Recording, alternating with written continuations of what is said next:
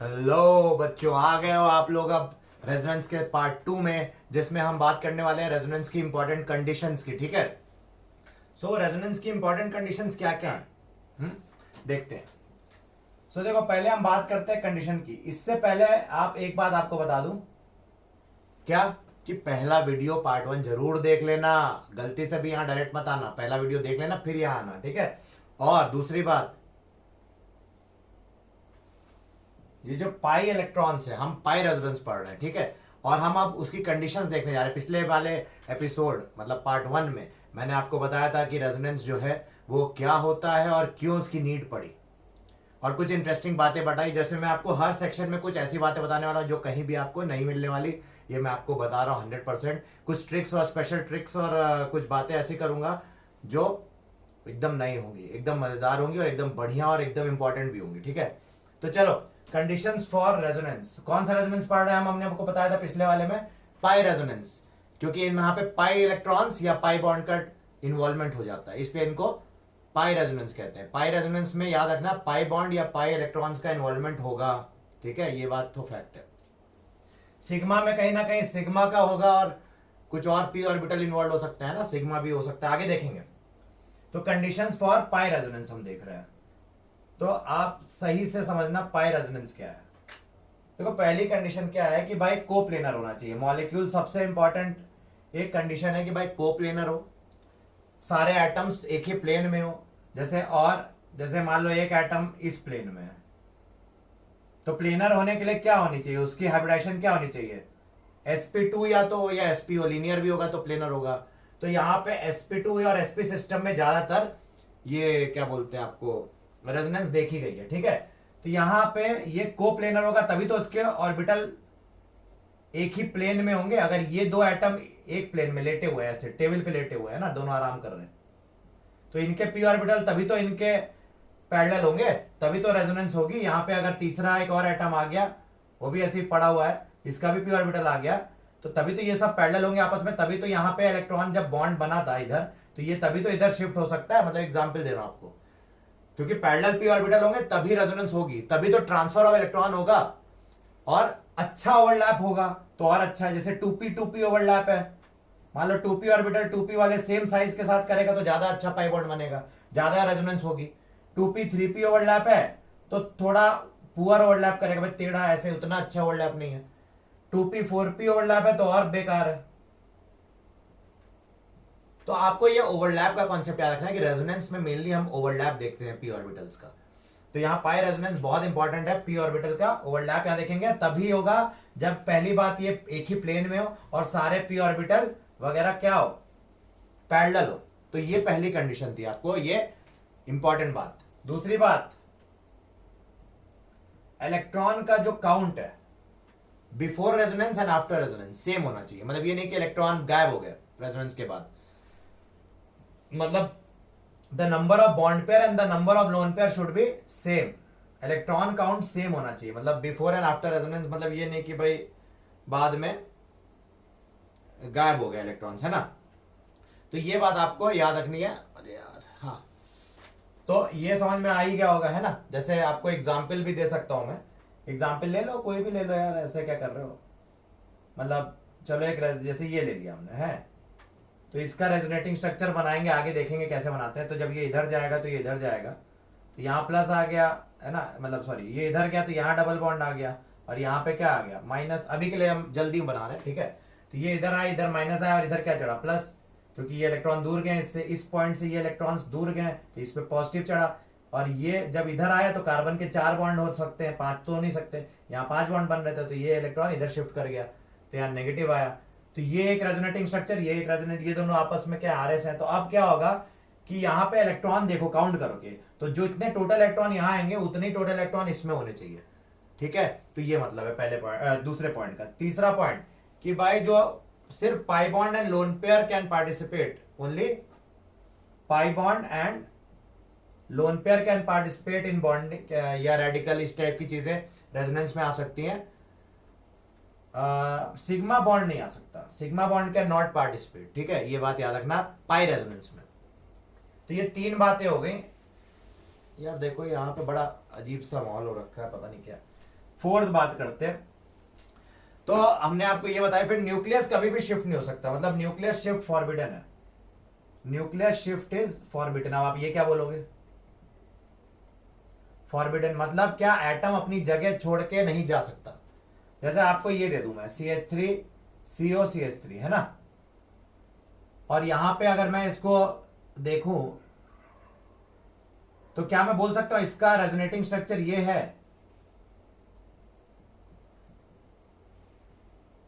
क्या ये दोनों RS हैं, इवन तो नंबर ऑफ इलेक्ट्रॉन सेम है, नंबर ऑफ पाई बॉन्ड भी सेम है, लेकिन क्या ये RS है, तो नहीं मेरे भाई, नंबर ऑफ ये दोनों रेजोनेटिंग स्ट्रक्चर्स है ही नहीं। इसीलिए मैंने देखो इनका डबल हेडेड एरो से नहीं डिफरेंशिएट किया, मैंने इक्विलिब्रियम साइन टाइप की चीज डाली है ना, डायनेमिक इक्विलिब्रियम का साइन वाला है। ये एक्चुअली में टॉटोमर्स होते हैं, they are not resonating structure, they are tautomers, ठीक है, कीटो इनॉल टॉटोमर्स है ये। तो देखो क्या हुआ, यहाँ का हाइड्रोजन अपनी पोजीशन चेंज करके यहाँ हो गया, देखो इसको ऐसे इमेजिन करो, ये H इधर चला गया और ये डबल बॉन्ड इधर गिर गया, तो यहाँ एटम अपनी पोजीशन बदल गया ना, मतलब न्यूक्लियस शिफ्ट हो गया, तो ये अलाउड नहीं है, this is not allowed, this is forbidden, ठीक है। सो ये हमारा फोर्थ कॉन्सेप्ट हो गया कि भैया अपनी एटम अपनी जगह ना छुड़वा दे और ऐसा मत करो गरीब आदमी के साथ है। तो अब देखो क्या होता है कि और क्या चीज हो सकती है भाई, देखें और क्या बोल रहे हैं भाई, और कुछ है नहीं, चलो अगर रेडिकल का केस ले लें हम, फ्री रेडिकल्स के केस में अगर हम बात करें, in case of free radicals, so जो नंबर ऑफ अनपेड इलेक्ट्रॉन्स हैं पूरे बिफोर एंड आफ्टर है ना, बिफोर एंड आफ्टर, पहले मैं बहुत गोरा हुआ करता था, अब मैं देखो क्या हो गया है ना, ऐसे ऐड आपने देखे होंगे, पहले दिखाते हैं ना पेट ऐसे होता है और बाद में ऐसे हो जाता है, तो बिफोर एंड आफ्टर जो होता है ना, क्या हो जाता है, यहाँ पे बदलाव हो गया, तो ये नहीं अलाउड है रेडिकल्स केस में, पहले ऐसा था तो बाद में भी ऐसे ही रहे, ठीक है। तो मतलब अनपेड इलेक्ट्रॉन जो है टोटल, वो भले यहाँ 2 अनपेड इलेक्ट्रॉन है रेडिकल में, तो इधर भी 2 ही अनपेड इलेक्ट्रॉन हो, एक है यहाँ, तो इधर भी रेडिकल का जो रेजोनेटिंग स्ट्रक्चर बनेगा उसमें भी एक ही अनपेड इलेक्ट्रॉन है, ठीक है। तो ये बात ये कहना चाहते हैं, जैसे आप बोलोगे भैया आप एग्जाम्पल दो, तो इसका एग्जाम्पल देख लो, जैसे मान लो हमने ये लिया, ऐसा कुछ ले लिया है, तो जब इसका रेजोनेंस करेंगे तो यहाँ पे एक इलेक्ट्रॉन ये ऐसे होमोलिटिक फिजन से टूटता है ना, रेडिकल जब बनता है तो पाई बॉन्ड होमोलिसिस होती है, तो यहाँ पे या सिग्मा बॉन्ड की होमोलिसिस होती है, यहाँ तो ऐसे ही रहा, और यहाँ पे डॉट आया होगा, यहाँ डॉट और यहाँ डॉट, अब होगा क्या, ऐसा नहीं हो सकता भाई, इन दोनों डॉट को ज्वाइन कराना होगा, तो इनको ज्वाइन कराया तो देखो अब ऐसा हो गया। So is this allowed, so yes this is definitely allowed, ये एक रेजोनेटिंग स्ट्रक्चर इसका हो सकता है, लेकिन क्या वो जो मैंने पहले बनाया था वो हो सकता था, नहीं हो सकता था, है ना भाई, ये नहीं हो सकता, दिस कैन नॉट बी, कौन सा, ये नहीं हो सकता भाई, यहां 3 आपने डाल दिए, तो ये नहीं हो सकता, ये अलाउड नहीं है, ये अलाउड है, क्योंकि यहाँ पे अनपेड इलेक्ट्रॉन एक ही है, यहाँ पे भी अनपेड इलेक्ट्रॉन एक है, जबकि यहाँ पे क्या है 3 है, this is not allowed but this is allowed, ठीक है। सो ये हमारा नेक्स्ट पॉइंट जो ये रेजोनेंस की कंडीशन में कही जा रही है, ठीक है। अब 6 पॉइंट है, इसमें लिख लो कि only those structures are not permissible which have, यार ये क्या हो गया, हाँ, in which any fundamental Lewis rule of structure is violated. तो देखो लुइस स्ट्रक्चर जो है, Lewis rule for drawing structures है ना, वो वायलेट अगर हो गया सो उनको RS नहीं कहेंगे। लुइस डॉट डायग्राम या लुइस स्ट्रक्चर्स के रूल को जो वायलेट करते हैं, मतलब ऑक्टेट ऑलरेडी कंप्लीट है और हाइपर वैलेंट या हाइपोवैलेंट नहीं है, देखो हम बताते हैं, आप ऐसे डरो मत। जैसे मान लो मैंने बोला, चलो यहाँ पे इतना डरावना सही, ये हमारे पास डबल बॉन्ड है, ठीक है, और यहाँ पे मैंने लगा दिया NH3+, नाइट्रोजन 4 बॉन्ड जब बनाता है तो उस पर पॉजिटिव चढ़ता है, तो ये एक स्ट्रक्चर सही है। अब क्या यहाँ रेजोनेंस होगी, तो आप बोलोगे हाँ डबल बॉन्ड यहाँ आ सकता है, क्यों आ सकता है, क्योंकि इसके पास आप बोलोगे ऑर्बिटल होंगे, तो देखो यहाँ पे ऐसा नहीं हो सकता, इसका आप ये नहीं कर सकते कि आपने ऐसे रेजोनेटिंग स्ट्रक्चर बना दिया इसका, कि यहाँ डबल बॉन्ड NH3 ऐसे कर दिया आपने, ऐसा आप नहीं कर सकते, क्यों, क्योंकि nitrogen max to max 4 bond बना सकता है, 5 बॉन्ड नहीं बना सकता। यहां काउंट करो, 3 हाइड्रोजन के साथ इसने बना लिए नाइट्रोजन ने, और 2 यहां कार्बन के साथ बना लिए, तो 5 बॉन्ड हो गए, यहां 5 बॉन्ड हो गए नाइट्रोजन पे, नाइट्रोजन की कोवेलेंसी 4 होती है, 5 नहीं होती, तो ये पॉसिबल ही नहीं, दिस स्ट्रक्चर इज इनवैलिड, ये बन ही नहीं सकता। तो क्या इसमें हर जगह रेजोनेंस लगा दोगे, नहीं, रेजोनेंस कहीं कहीं लग सकती है जहां पे लुइस रूल वायलेट ना हो भाई, जो उसकी कोवेलेंसी है जितनी, मतलब बोलते हैं औकात के हिसाब से लेना, काम उतना ही करो जितनी औकात है, बोलते हैं ना, तो वही चीज है यहाँ पे, ये अपनी औकात के बाहर नहीं जा सकता, जितनी इसकी औकात है कैपेसिटी लेने की उसी हिसाब से ये रेजोनेंस करवाएगा, वरना नहीं करवाएगा रेजोनेंस। जबरदस्ती रेजोनेंस नहीं करवाएगा कि हाँ चलो वहां पे भी फेंक देते हैं पाई इलेक्ट्रॉन, ऐसा नहीं कर सकते है ना, ऐसा कहीं भी कुछ भी नहीं होता। तो ये हमारे 6 बोल सकते हो इंपॉर्टेंट बात है। फिर हम लोग आपको बताया था एक 7th बात क्या, कि 2 RS को हम ऐसे डबल हेडेड एरो से हम सेपरेट करते हैं, आपको बताया था ना। तो ये भी आपको याद रखना है कि 2 RS को कभी भी डबल हेडेड एरो से, 2 रेजोनेटिंग स्ट्रक्चर का दूसरा नाम क्या बताया था, कैनोनिकल फॉर्म्स, है ना, इनको हम कैनोनिकल फॉर्म्स भी कहते हैं। सो ये भी आपने समझ लिया। अब total number of charge in all RS must be conserved. चलो नेक्स्ट बात, चार्ज जो है वो कंजर्व होना चाहिए सारे RS में। मतलब ऐसा आप नहीं कर सकते कि यहां पे आपने ऐसे लिखा, देखो इससे ज्यादा कंडीशन है ही नहीं, जो मैं बता रहा हूं वही अल्टीमेट है, और जो है वो फालतू है, जो इंपॉर्टेंट है वो बता रहा हूं। यहां प्लस आ गया और यहां माइनस आ जाए, ऐसा नहीं हो सकता। मतलब आपके चार्ज बदल जाए, ये नहीं हो सकता, है ना। यहां पे मतलब रेजोनेंस हुई और चार्ज कंजर्व नहीं रहा, मतलब जो टोटल चार्ज है, नेट चार्ज, वो कंजर्व होना चाहिए, ठीक है। मतलब total number of electrons in all RS must be conserve. तो चार्ज कंजर्वेशन और इलेक्ट्रॉन कंजर्वेशन एक ही बात मान सकते हो, है ना, कि भाई टोटल इलेक्ट्रॉन्स यहाँ बदल गए, यहाँ अलग थे, तो ये हम कह सकते हैं एक ही बात है, ठीक है, क्योंकि चार्ज कंजर्व होने चाहिए यहाँ इलेक्ट्रॉन के तरीके से। तो अब मैंने आपको जो बातें बताई, उम्मीद करता हूं आपको समझ में आ गई होंगी। और एक लास्ट बात बता दूं जो आपको बहुत कम लोग बताते हैं, जो लास्ट पॉइंट है कि भाई अगर पॉजिटिव के बगल में पॉजिटिव आ जाए, मतलब लाइक टू लाइक चार्ज, बगल बगल लाइक चार्ज आ जाए, या लाइक अनलाइक चार्ज आ जाए, मतलब लोग बताते हैं, ऐसा नहीं नहीं बताते, बट अभी आप देखो आपको पता चलेगा। पॉजिटिव और पॉजिटिव बगल में आ जाए, नेगेटिव नेगेटिव बगल में आ जाए, या पॉजिटिव नेगेटिव बगल में आ जाए, तीनों सिस्टम को हम क्या मान लेते हैं, अनस्टेबल। तो कुछ लोगों के मन में सवाल उठता है, सर पॉजिटिव पॉजिटिव तो चलो समझ में आता है, क्यों, लाइक चार्जेस है, लाइक चार्जेस फिजिक्स में पढ़ा है, रिपेल करते हैं। नेगेटिव नेगेटिव भी समझ में आता है, रिपेल करते हैं, इसलिए वो बगल बगल नहीं होने चाहिए, एडजेसेंट एटम पे नहीं होने चाहिए। ये कब की बात कर रहा हूं मैं, एडजेसेंट, मतलब बगल बगल नहीं होने चाहिए। पर ये ऐसा क्यों है सर कि पॉजिटिव नेगेटिव, भाई नेगेटिव को तो पॉजिटिव पसंद है, तो नेगेटिव पॉजिटिव के बगल में अच्छा लगना चाहिए उसको, लेकिन यहां तो दुखी हो रहा है। तो देखो हर बार ऐसा नहीं होता है, पहली बात, सब लोग ऐसे पढ़ा देते हैं ये हर बार होता नहीं। अगर कार्बन किसी जनरली हेट्रो एटम के साथ हो, ऑक्सीजन, नाइट्रोजन, ऐसे इस टाइप के, फ्लोरीन या कुछ भी हेट्रो एटम है, तो जनरली वो कभी कभार हेट्रो एटम बगल में हो, इस पे नेगेटिव और इस पे पॉजिटिव, ये फिर भी चल जाता है, इतना बुरा नहीं है, अच्छा है, डिसेंट है। बट अगर कार्बन और कार्बन बगल बगल हो, जिनमें कार्बन पे पॉजिटिव और नेगेटिव यहां पे हो, तो दिक्कत आती है। क्योंकि अगर आप देखो तो यहां बॉन्ड एनर्जी जो लगती है इस बॉन्ड को तोड़ने के लिए, to break this bond and convert it into this form CH2 plus and CH2 minus, it requires a lot of bond energy. हम बोलेंगे बॉन्ड एनर्जी क्योंकि ज्यादा लगती है। तो अगर बॉन्ड एनर्जी ज्यादा लग रही, मतलब ये पहले खुश था ना, बाद में थोड़ी ना खुश है। तो अगर पॉजिटिव नेगेटिव बगल में आ गए तो इतना खुश नहीं रहेगा, ये दुखी हो जाएगा। हाँ, ये बात हर जगह वैलिड नहीं है, कभी कभार पॉजिटिव नेगेटिव बगल में आए तो उतना बुरा नहीं होता। जैसे कार्बन हेट्रो एटम के साथ जुड़ा हो, तब जनरली ये हो सकता है, it is a possibility, but otherwise हम मान लेते हैं एक ओवरऑल रूल कि हम अनस्टेबली माना जाएगा इनको, है ना। तो ये हमारा बहुत इंपॉर्टेंट पॉइंट है, इसको ढंग से समझना बहुत जरूरी था। बहुत लोग ढंग से नहीं समझाते, वेगली समझाते, यहाँ अपने ढंग से समझा। फिर चार्ज सेपरेशन की बात कर ली जाए। चार्ज सेपरेशन, भाई अगर हमारे पास यहाँ पे चार्ज सेपरेशन, मान लो यहाँ पे हमने ऐसा कुछ दिया, रुको एग्जाम्पल लेते हैं ना, एग्जाम्पल लिया जाए तो मजा है लाइफ में ना, ऐसे क्या मजा है लाइफ में, कोई मजा है क्या बताओ। ऐसी दुख दर्द से आप झेल रहे हैं, कोरोना वायरस के डर से सब अंदर छुपे हुए हैं। तो भाई चलो यहाँ पे अगर हमने जैसे मान लो, क्या बताया, जिंदगी बर्बाद है, चलो छोड़ो। क्या बोला आपको, चार्ज मान लो जैसे अब यहाँ पॉजिटिव आ गया है और यहाँ पे मान लो पॉजिटिव आ गया, तो ये ज्यादा अच्छी बात है ना भाई। देन यहाँ पॉजिटिव आ जाए और यहाँ पॉजिटिव आ जाए, कौन ज्यादा खुश है, ये ज्यादा अच्छी बात है ना, स्टेबल, ये फिर भी रिलेटिवली मोर स्टेबल होगा। देन बगल बगल कार्बन पॉजिटिव आ जाए, अभी अभी आपको बताया, उसी का एक्सटेंशन है कि लाइक चार्जेस जितना दूर रहे उतना अच्छी बात है ना, समझ में आ रही बात। तो ये चीज है, नेगेटिव नेगेटिव भी अगर दूर रहे तो खुशी की बात है, इवन तो ये बहुत अच्छा नहीं है बट खुशी की बात है।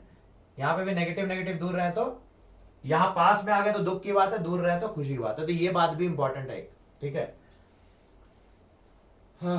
और क्या भाई बता दें, बाकी तो एक्चुअली देखो कैरेक्टरिस्टिक्स ऑफ रेजोनेंस भी मैं बताऊंगा, जहां पे मैं कोई भी एक मॉलिक्यूल के जब ढेर सारे रेजोनेटिंग स्ट्रक्चर बनते हैं, आपको बताया ना, कोई भी एक मॉलिक्यूल है उसके कई मल्टीपल रेजोनेटिंग स्ट्रक्चर हो सकते हैं, तो उनकी आपस में स्टेबिलिटी कैसे कंपेयर करते हैं, तो वहां पे हम नए कैरेक्टरिस्टिक्स देखेंगे। बट इतनी जो बातें बताई गई हैं ये सफिशिएंट है, मोर देन सफिशिएंट है रेजोनेंस की कंडीशन समझने के लिए। बाकी रेजोनेंस एक्चुअली कैसे करते हैं वो आपको आगे सिखाऊंगा। एक बात और बता दूं, एक लास्ट एड ऑन कर देता हूं कि कॉन्जुगेटेड सिस्टम होना चाहिए। कॉन्जुगेटेड होगा तो और अच्छी बात है, कॉन्जुगेटेड होना ही चाहिए। मतलब कॉन्जुगेटेड सिस्टम मतलब क्या होता है, हम देखेंगे पाई सिग्मा पाई ऐसे करके लिखा रहता है ना, pi sigma lone pair, pi sigma negative, pi sigma positive, ऐसे करके पाई ये हो गया। फिर लोन पेयर और पॉजिटिव पाई लोन पेयर सिग्मा पॉजिटिव, ये सारे हमारे केसेस हैं क्या, कॉन्जुगेटेड सिस्टम के। और भी हो सकते हैं, मतलब मैं आपको कॉन्जुगेटेड के एग्जांपल बता। तो पाई सिग्मा लोन पेयर भी हो गया है ना, sorry odd electron, pi sigma odd electron. तो इस टाइप के हमारे कॉन्जुगेटेड सिस्टम्स होते हैं। आगे देखेंगे कि इनमें रेजोनेंस में इनमें से कुछ तो होना चाहिए, कोई कॉन्जुगेशन होना चाहिए। कॉन्जुगेशन का मतलब ये है कि अगर यहाँ p ऑर्बिटल पैरेलल है तो इनके बगल में भी अगर p ऑर्बिटल आ जाए पैरेलल तो यहाँ पे कॉन्जुगेशन हो रहा है। असली मतलब यह है कि ऑर्बिटल के अंदर घुस के देखो कि असली मतलब क्या है कॉन्जुगेशन का। असली मतलब है कि यहां भी p ऑर्बिटल हो, यहां भी p ऑर्बिटल हो और यहां भी p। ये कब पॉसिबल है, या तो एटम जब sp2 हो या क्या हो, sp हो। अगर sp हुआ, अगर ये sp हुआ तो sp हो, मान लो ये वाला एटम और ये sp हो गए, तो यहां पे ये अलग, ये दोनों परपेंडिकुलर हो गए, क्योंकि दो p ऑर्बिटल हमेशा एक दूसरे में परपेंडिकुलर होते हैं, क्योंकि sp के पास दो p ऑर्बिटल होते हैं और sp2 के पास एक ही p ऑर्बिटल है। तो ये इसके साथ तो रेजोनेंस में जा रहा, सॉरी ये इसके साथ पाई बॉन्ड बना रहा है, ये इसके साथ बनाएगा पाई बॉन्ड, क्योंकि ये इसके साथ यूज हो चुका है, तो ये p ऑर्बिटल खाली पड़ा हुआ है, ये जो इनके पैरेलल था। तो यहां रेजोनेंस नहीं हो पाएगी, हम आगे देखेंगे यहां रेजोनेंस नहीं हो पाएगी, अगले वीडियो में देखेंगे पार्ट 3 में। क्यों नहीं होगी, क्योंकि भाई पैरेलल p ऑर्बिटल चाहिए ना। पैरेलल p ऑर्बिटल मतलब क्या होता है, देखो थोड़ा अच्छे से समझा देते हैं, अभी थोड़ा समझा देते हैं, ये नोट करते जाना सारी बातें, ये बहुत इंपॉर्टेंट बात है जो आपको समझनी होगी। अगर यहाँ पैरेलल p ऑर्बिटल है तो यहां पे क्या है कि यहां पे एक और पैरेलल p ऑर्बिटल है और ये ऐसे था, तो यस यहां रेजोनेंस होगी, yes there will be resonance, ठीक है, ये नोट कर लो। लेकिन मेरे भाई अगर ऐसा कुछ आता है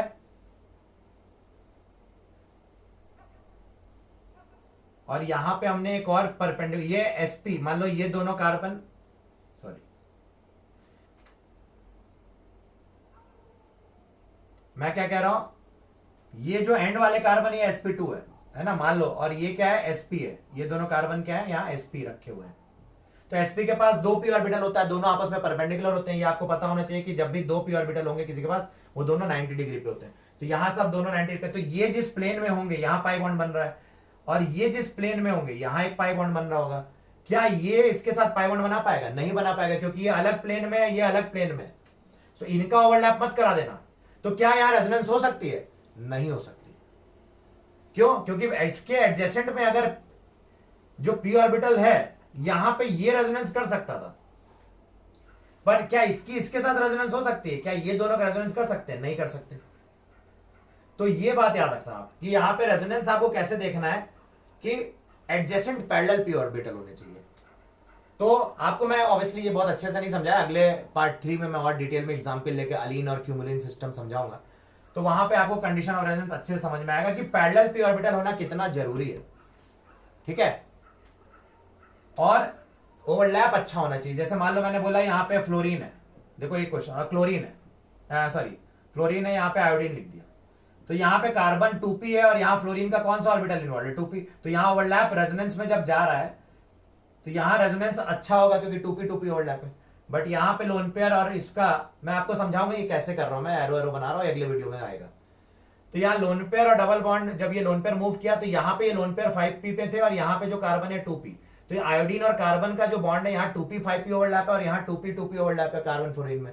तो ऑब्वियसली ये बेटर ओवरलैप है, बेटर ओवरलैप होगा तो रेजोनेंस होगी। मैंने आपको बताया रेजोनेंस में हमेशा क्या देखना है, better overlap, overlapping of p orbital ज्यादा जरूरी है, ठीक है। सो ये बात आप याद रखना। तो ये हमारा था आज का पार्ट 2, बहुत इंपॉर्टेंट है, बहुत ज्यादा इंपॉर्टेंट था कंडीशंस को समझना, क्योंकि इनके बगैर आप गलत सलत कुछ भी करने लगोगे। रेजोनेटिंग स्ट्रक्चर आगे मैं आपको बनाना सिखाऊंगा, कैसे हम ड्रॉ करेंगे रेजोनेटिंग स्ट्रक्चर, कॉन्सेप्चुअली सीखेंगे, ऑर्बिटल डायग्राम बना के सीखेंगे, सब चीज सीखेंगे। तो वो आपको क्लैरिटी में एकदम क्रिस्टल कॉन्सेप्ट एकदम बोलते हैं क्रिस्टल क्लियर कर देगा। ये concepts. So thank you so much. आपको उम्मीद करता हूँ मजा आ रही है इस सीरीज में, और आपको मैं सारी बातें बताने वाला हूँ। मेरे साथ बने रहना मेरे चैनल पे, क्योंकि जो बातें मैं बताऊंगा कोई नहीं बताएगा। मैं गारंटी दे रहा हूँ, मैं सारी बातें आपको बता दूंगा जो रेलिवेंट है। अब देखो फालतू बात तो बहुत सी बुक्स में लिखा हुआ है, जो यूज होने वाली जो बातें वही बताऊंगा। क्रिस्प में हमारे वीडियोस होते हैं, हम कोई फालतूगिरी नहीं करते हैं। टाइम बर्बाद करके अपने टाइम लाइन को बढ़ा के, अपने व्यूज का टाइम आवर बढ़ा के मुझे कुछ नहीं, इसलिए मैं जल्दी जल्दी सिखा रहा हूँ। देखो सारे 20-25 मिनट के वीडियो या 15 मिनट के वीडियो, कभी कभार 10 मिनट के वीडियो है, तो छोटे छोटे वीडियोस बना रहा हूँ। ट्राई कर रहा हूँ कि भले लंबा पार्ट्स बदल जाए, लेकिन थोड़ा वीडियो छोटे बने, आपका ही मन लगा रहे, क्योंकि बड़े वीडियो देख के एक बात में कभी कभार वो कनेक्टिविटी छूट जाती है। तो आप छोटे वीडियो देखो, अच्छे से देखो, इस पे बने रहो। थोड़ा ज्यादा भी बनेंगे कोई दिक्कत नहीं, छोटे छोटे रहेंगे। आप कभी बाद में एक वीडियो देखा, फिर थोड़े दिन बाद कुछ देख लिया, ऐसे भी कर सकते हो। बट रिवीजन करना मत भूलना, और इस वीडियो को शेयर लाइक करते रहो। बहुत इंपॉर्टेंट ट्रिक्स, हर वीडियो में कुछ ना कुछ नया और कुछ कॉन्सेप्ट और ट्रिक्स बताऊंगा ही बताऊंगा। कुछ अच्छी चीजें होंगी आगे भी। बहुत आपका फ्यूचर ब्राइट है अगर आप इस वीडियोस को अच्छे से नोट डाउन कर रहे हो। अगर आप इसको वीडियो रोक रोक के नोट कर रहे हो और नोट्स में ले रहे हो, आपको और कोई नोट्स की जरूरत ही नहीं होने वाली है। ठीक है, ये मेरी गारंटी रहो, मुझ पर ट्रस्ट करो। मैं आपको धोखा नहीं दूंगा, आपके लिए पूरा भला करने आया हूं मैं यहाँ पे। आपका एकदम मजा बना दूंगा, आपकी लाइफ एकदम अच्छी करनी है मुझे, मैंने कसम खाई है। ठीक है, तो चलो थैंक यू सो मच। आप मेरे साथ बने रहना, सब्सक्राइब करो, लाइक करो। आपको मालूम है क्या करना है ना, घंटा बजाना है, सब्सक्राइब करना है, कमेंट भी करो अगर कर सकते हो, वरना आप बस सब्सक्राइब करो और शेयर कर लो, सबका फायदा करो। देखो इस टाइम पे आपको फिर हेल्प करनी चाहिए। रेजोनेंस का कॉन्सेप्ट आपको मालूम है, और ये सब जो हम बातें जीओसी की बता रहे हैं इंपॉर्टेंट है, थोड़ी टफ बातें, ये फंडामेंटल्स होते हैं ऑर्गेनिक के। इन्हीं को हम बर्बाद कर देंगे तो आगे फिर कैसे आगे बढ़ पाएंगे ढंग से। ठीक है, तो चलो आपका टाइम नहीं वेस्ट करता। Thank you so much.